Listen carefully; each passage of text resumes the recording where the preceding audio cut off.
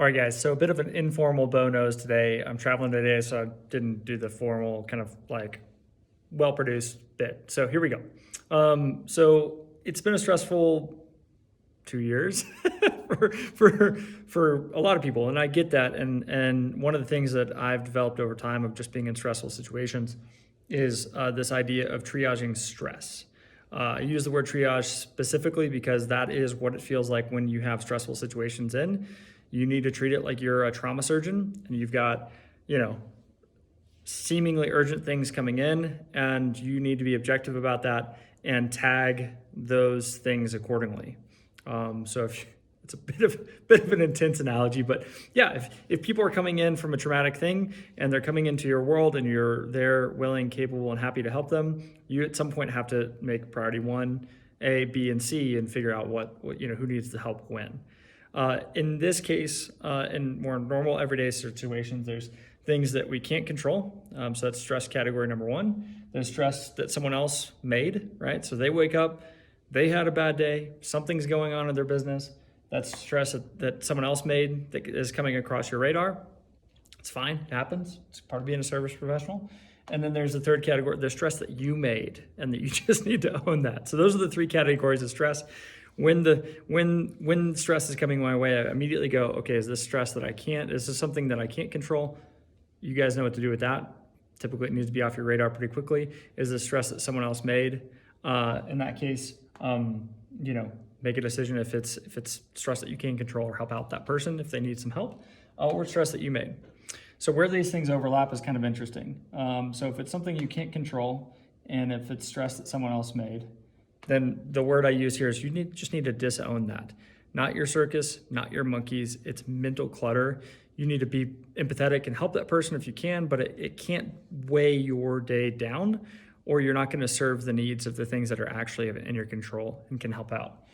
This category of things that you can't control and stress that you made for yourself, that would be like leaving late to get to an appointment and getting caught in traffic. So you have a choice in that moment. You can sit in traffic and, wring your fist and go, oh man, I can't believe I did it again.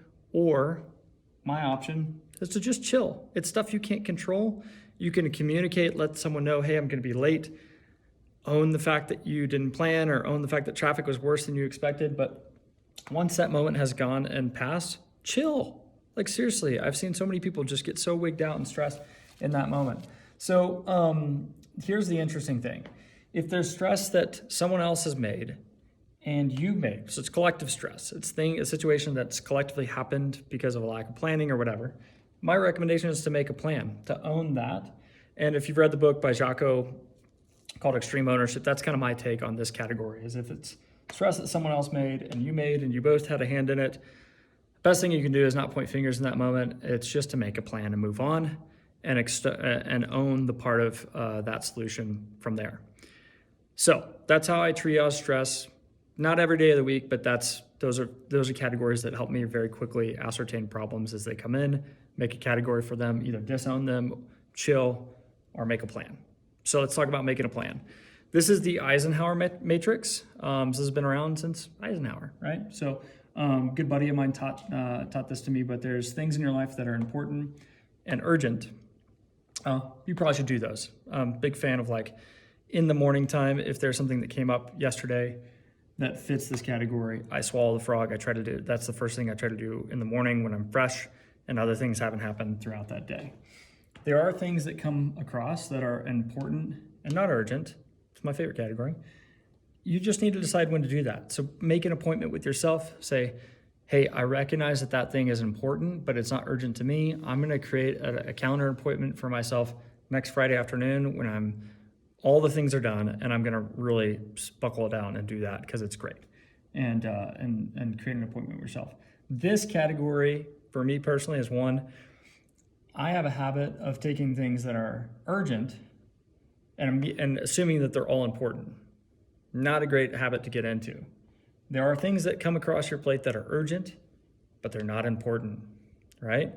And you can figure out, what those are. But that, Eisenhower said, is the perfect category to delegate something like that.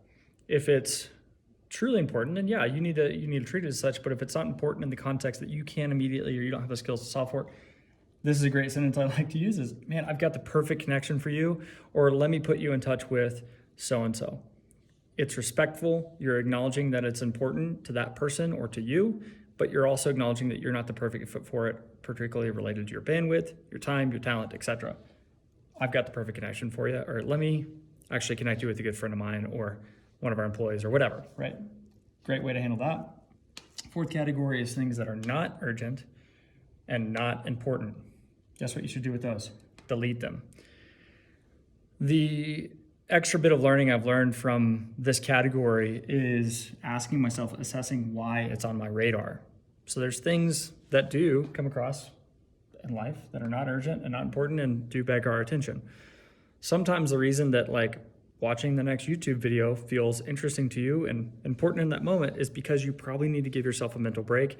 And that's why it feels important to you right now, is to take a minute, watch a video, and regroup.